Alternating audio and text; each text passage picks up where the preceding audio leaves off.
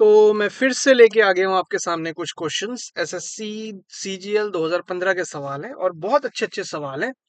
तो करना शुरू करते हैं। आपको पता ही है कि जितनी आप अरिथमेटिक की प्रैक्टिस करोगे, जितने मिसलेनियस क्वेश्चंस की अलग अलग चैप्टर्स की प्रैक्टिस करोगे, उतना ही बढ़िया है और उतना ही जबरदस्त काम होने वाला है।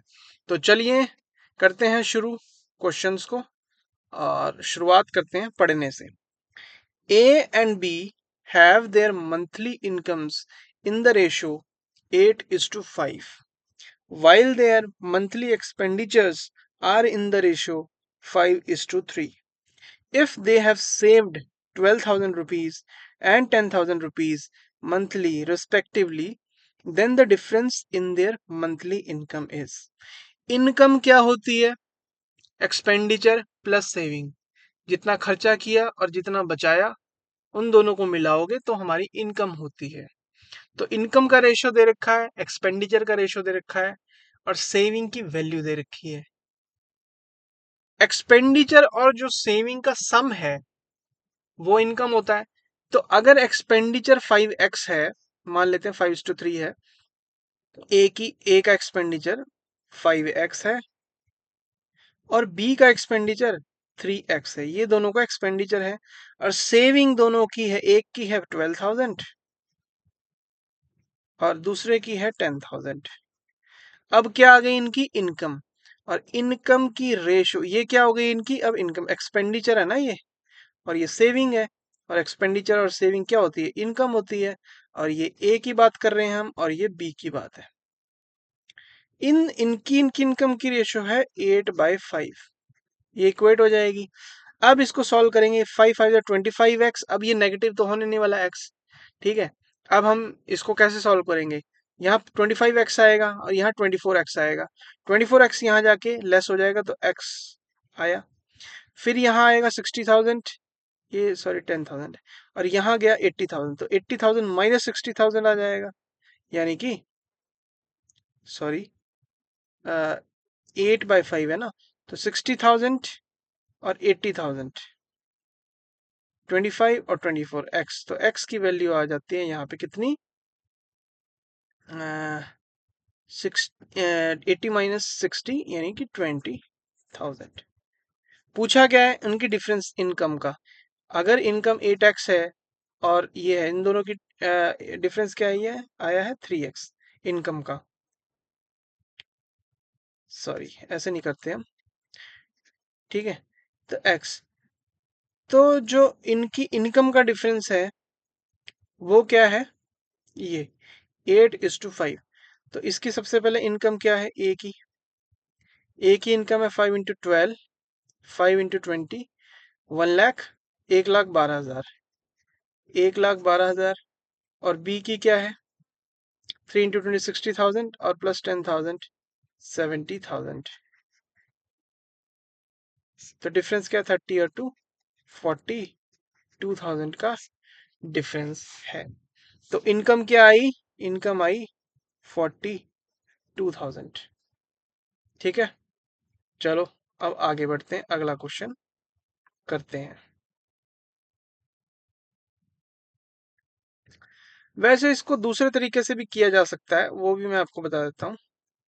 ठीक है, दूसरे तरीके से भी इसको किया जा सकता है।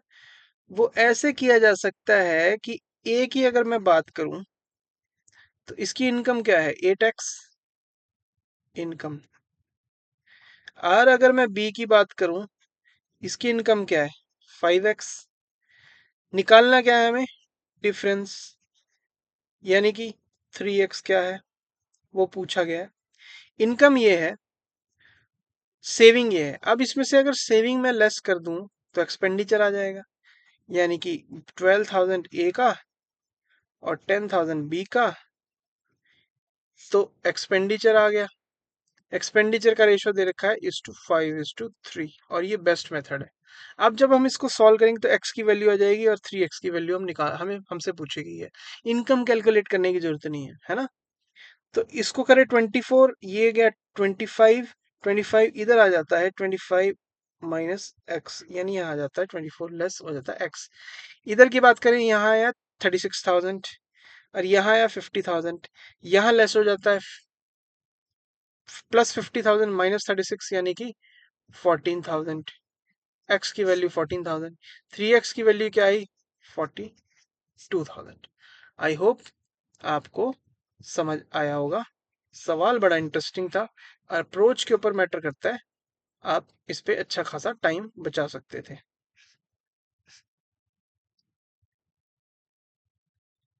ठीक है जी, अब आते हैं हम अगले क्वेश्चन के ऊपर।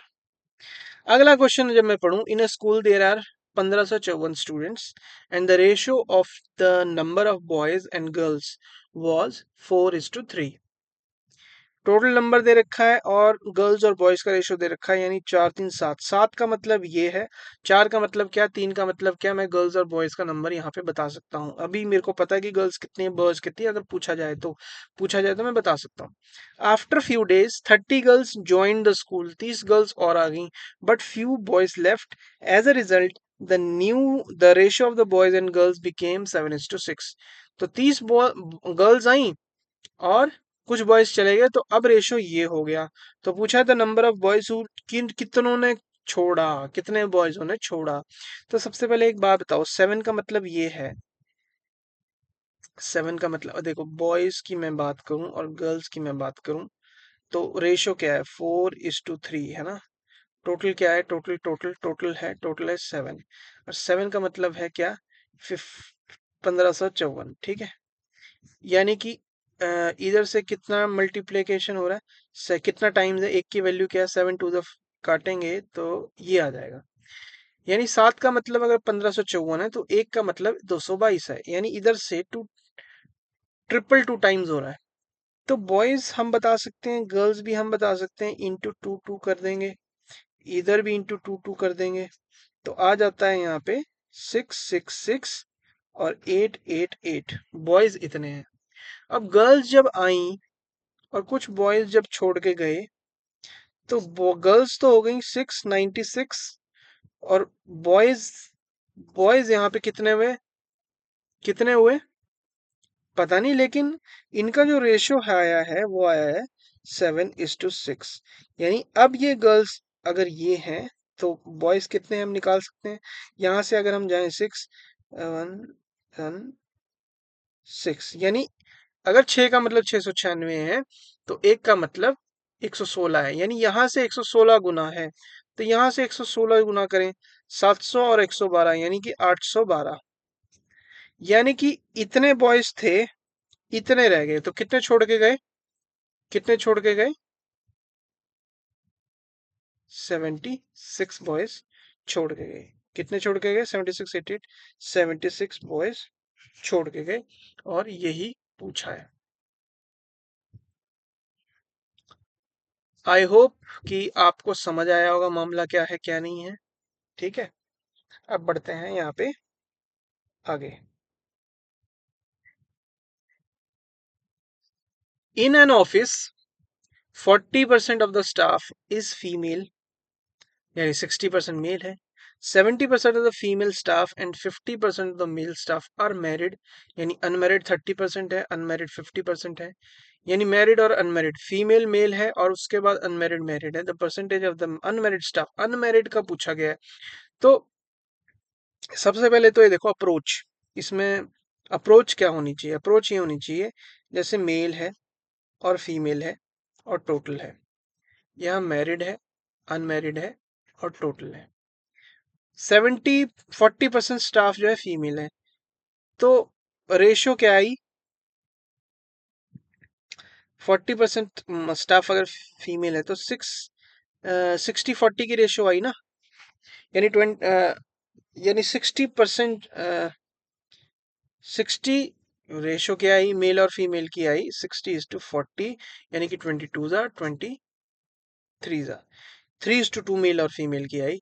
तो परसेंटेज में पूछा गया है तो मैं 300 मान लूंगा और 200 मान लूंगा, मेल का मान लूंगा मैं 300 और फीमेल का मान लूंगा 200 और टोटल मान लूंगा मैं 500, क्योंकि परसेंटेज में कैलकुलेट होना है। यहाँ पे शायद इतना फर्क ना पड़े क्योंकि डाटा इजी है, लेकिन अप्रोच ऐसी ही होनी चाहिए इन टाइप के क्वेश्चंस में। अब कोई करने में दिक्कत नहीं, चाहे जितना मर्जी क्वेश्चन हो। 70% of the female staff and 50% of the male staff are married. 70% अगर स्टाफ मैरिड है फीमेल का तो 30% अनमैरिड है। अनमैरिड 30% यानी कि 60 अनमैरिड है। ठीक है। और 50% यहाँ अनमैरिड है यानी कि 150। तो परसेंटेज अनमैरिड, अनमैरिड का टोटल कितना हो गया 210। यानी 500 में 210, 50 में 21 और 100 में 42%। है ना। तो 42% जो है हमारा इसका आंसर हुआ। चलिए अब आगे बढ़ते हैं।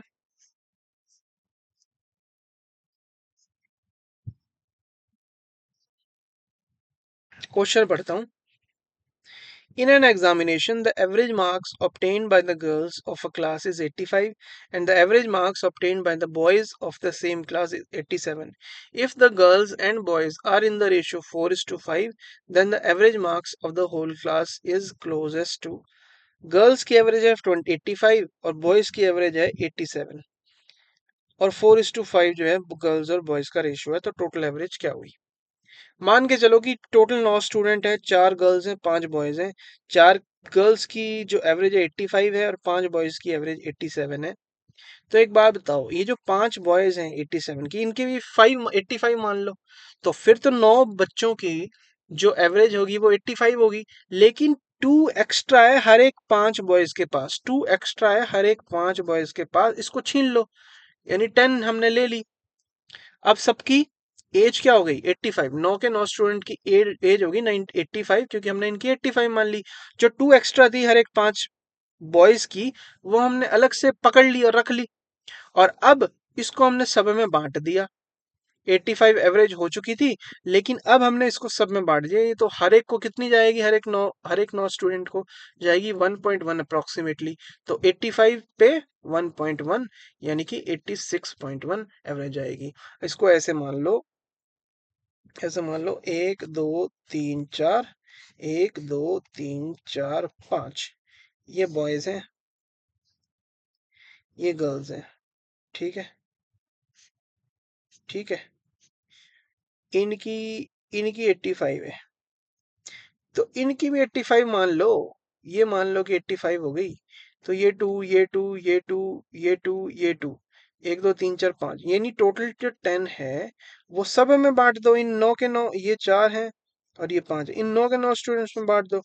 तो हर एक की एवरेज जो है वो हल्की हल्की बढ़ जाएगी, सबकी बढ़ जाएगी। ये जो पार्ट होगा, ये वाला जो पार्ट होगा वो होगा 1.1, यानी 85 से ऊपर। तो 85 प्लस 1.1, 86.1 जो है न्यू एवरेज होगी। तो हम इस तरीके से इसको करते हैं। अब बढ़ते हैं नेक्स्ट क्वेश्चन पे आगे। क्या है अगला क्वेश्चन, पढ़ते हैं।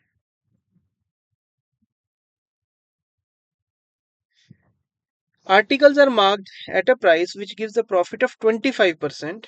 After allowing a certain discount, the profit reduces to 12.5%, then the discount percentage।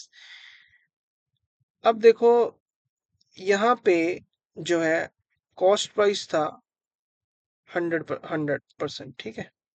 यहाँ से जो प्रॉफिट जो मिलता था, अ, एक सेकंड, यहाँ से जो प्रॉफिट मिलता था वो मिलता था पहले, कितना मिलता था 25%। 25% मिलता था, यानी इतना प्रॉफिट मिलता था। मार्क प्राइस लगा लो या सेलिंग प्राइस, इतने में बेचते थे तो इतना मिल जाता था प्रॉफिट। ठीक है। लेकिन यहाँ से डिस्काउंट देते हैं एक, द प्रॉफिट रिड्यूसेस टू 12.5%, यानी यहाँ से जो है अब प्रॉफिट सिर्फ सिर्फ घट रिड्यूसेस टू, अब इतना ही रह गया। पहले इतना मिलता था, अब जो है अब जो है वो 112.5 पे सेल कर रहे हैं। एसपी नया सेलिंग प्राइस ये है। तो अब इतना ही मिलता है, तो डिस्काउंट कितना है। देखो ये 125 था, तो यहाँ से इस पे आए, यहाँ से कितना डिस्काउंट आया, यानी कि -12.5 लेस हुआ यहाँ से। तो 12.5 इसका कितना है 10%। तो 10% का हमने डिस्काउंट दिया, आंसर, बात खत्म। ये 86.1 था। ठीक है जी, आगे बढ़ते हैं अब।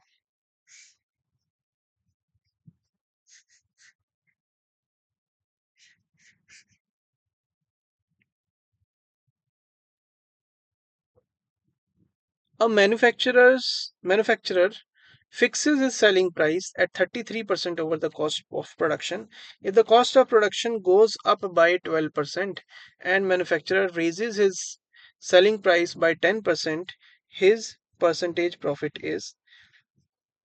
एक मैन्युफैक्चरर जो है वो जो सेलिंग प्राइस रखता है वो रखता है 133 सेलिंग प्राइस, ये कॉस्ट प्राइस था।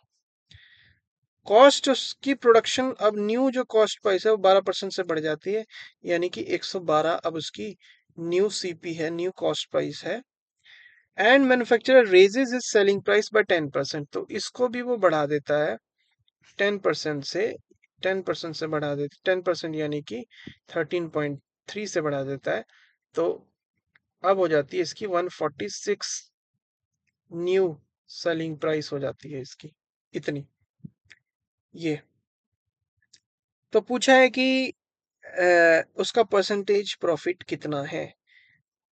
तो सबसे पहले तो न्यू सेलिंग प्राइस, अब ये है कॉस्ट प्राइस, ये है तो प्रॉफिट कितना हुआ, प्लस 34.3, 34.3 इतना परसेंटेज प्रॉफिट है।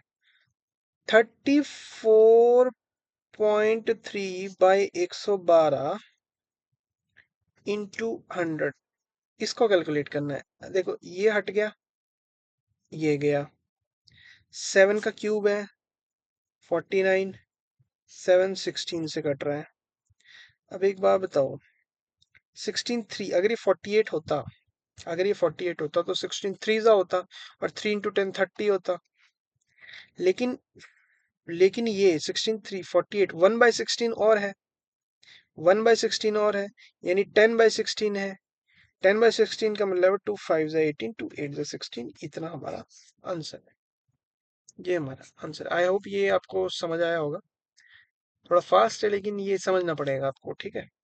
अगर ये 48 होता तो 16 इंटू 3 48 होता और 3 इंटू 10 30% आ जाता हमारा आंसर। लेकिन ये 16 3 से नहीं कटेगा, ये 16 3 और 1/16 से कटेगा। 16 3 और 1/16 से कटेगा, और ये होता कुछ नहीं है, प्लस होता है। और इसको हमें 10 से मल्टीप्लाई करना। अगर ये 48 होता तो यहाँ सिर्फ 3 होता और 30 बोल देते। लेकिन ये 1/16 भी तो है ना, तो 30 तो होगा ही होगा, और 10/16 और होगा। 10/16 का मतलब 2 5 18, 2 8 16, और वही मैंने डायरेक्टली किया है यहाँ पे, इसका आंसर हो गया। आई होप आपको समझ आया होगा। मिलते हैं